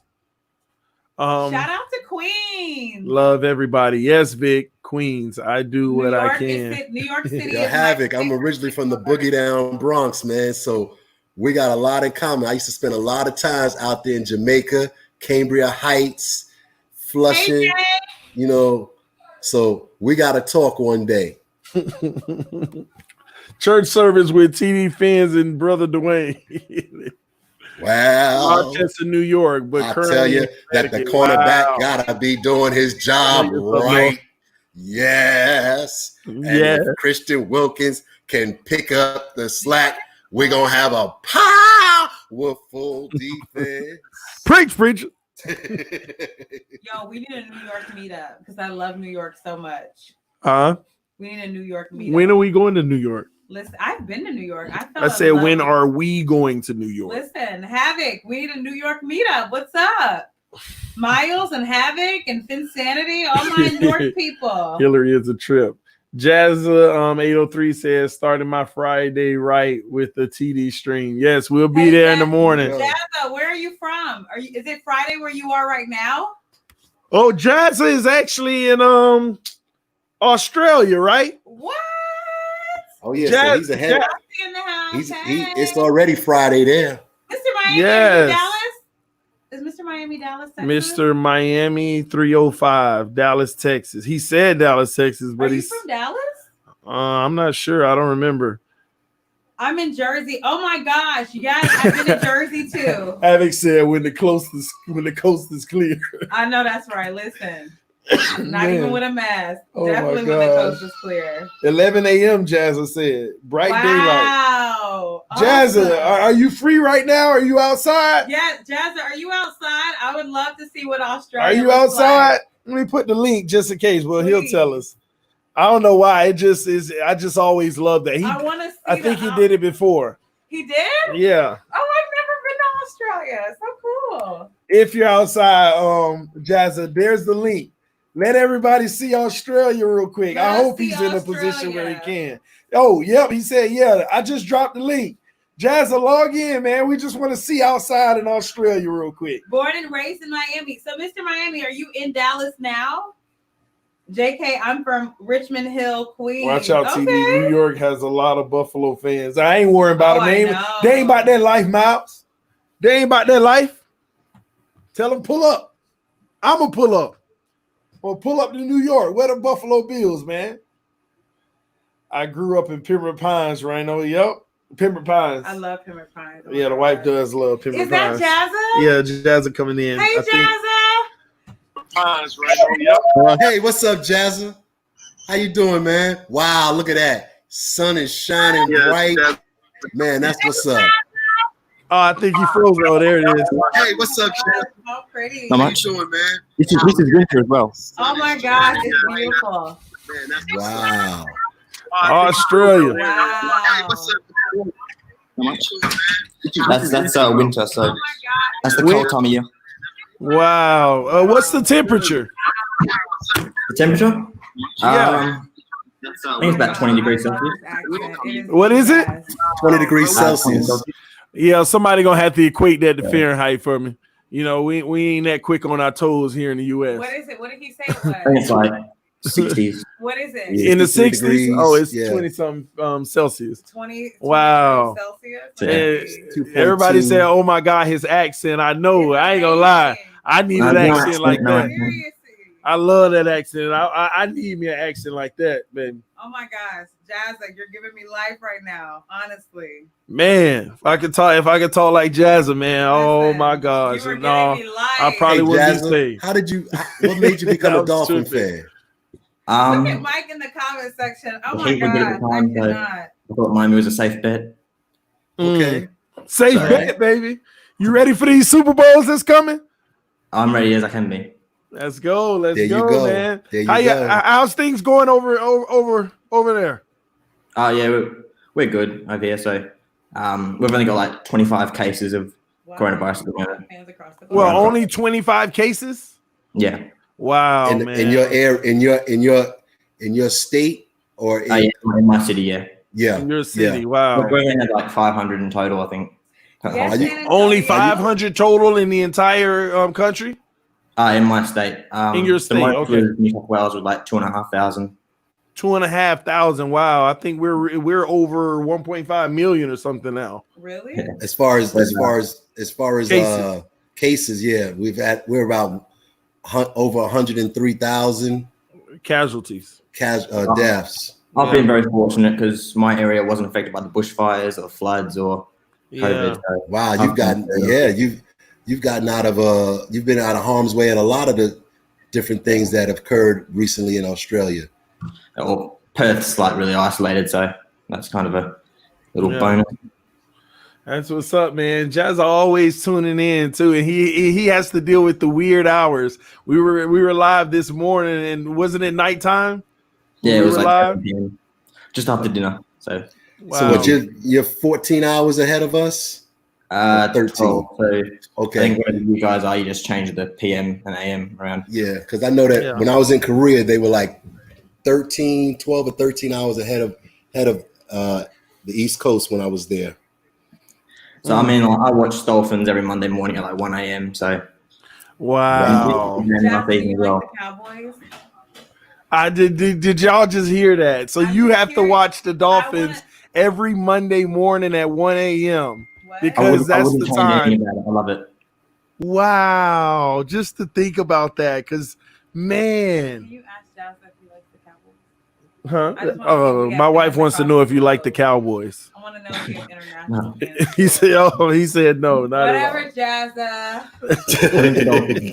Jazza. So let me ask you this, Jazza. Okay, I know that we just drafted Tua, but who is right now? Who is your favorite player, or who are you looking forward to do well the most on the team? Favorite players probably X still, I think. Okay. Favorite addition was Kyle Van Noy, obviously. All right. Like it. All right. I didn't like him on the Patriots because he was always too good. So, but now he's on our team. There you go. You know. So what's your record prediction this year? Yeah. I'll be happy with 8-8, 9-7. 9-7. If we go 9-7, you think we make the playoffs? I reckon we could make a wild card spot. Whatever happens, man. Man, you're making us feel international right now, man. Yes, I'm getting the vibes, the Aussie vibes. Oh man, what did you say? Worldwide. Yes, yes. They got a good sized contingent of Dolphin fans in England, so we're expected to travel. Huh? Everyone here is usually like a Patriots fan or something like that. And that's because the Patriots have cheated their way to win a few things, but their authority, their power is waning. The clock is moving towards 2 o'clock, 3 o'clock, 4 o'clock for them. So ours is rising up from 10 o'clock, 11 o'clock. We're on the rise. We are on the rise. Jazz of Insanity would like to know how old you are. I'm 20. I'm 21. 21. Wow. All right, Finsanity. He's 21. Monday morning for us when the Dolphins play. My birthday was the Ravens game. So I was watching it on my birthday at 1 a.m. Wow. This 1 a.m. every Sunday is getting to me. Imagine us having to watch our Dolphins 1 a.m. I would still be up doing it. And Jazz is doing it, man. This is amazing. I'd sleep from about 4 o'clock in the afternoon until about 11:30, 12 o'clock, and then watch the game and then go back to sleep. But you guys change your clocks as well during the season. We don't change our clocks, so it goes to 2 a.m. for a bit. Yeah. Oh, wow. Yeah. That's what I don't mind. Still watch them. That's what's up, man. Hey, Clemente, I had to do the same thing. I had to do the same thing when I was in Korea. I stayed up late to watch the football games on Armed Forces Network. Wow, just amazing, man. Man, it was a pleasure. Jazz at 803. Thank you, man. I think a lot of people enjoy just seeing the sunlight and across the pond, man. And listen, man. And listen. Thank you for tuning in and being a great person and a great asset to this channel, because you're definitely tuning in across seas, and like I said, it makes me feel worldwide. But it's just a good feeling, man, because I just to know a Dolphin fan overseas, man, that's just amazing to me, because I don't get to see many of them often. And you just let us see. You let us see you. You let us see Australia. Man, we were in Australia tonight. Y'all need to tell everybody you know. TD FINSTALK took us to Australia tonight. We actually were there. Our physical eyes saw the sun. Oh, thanks for the content, TD. I love it. No problem. It makes us realize that we're all one world family. Yes. We're all one world family. Absolutely, okay. Man, this has actually been an amazing night, guys.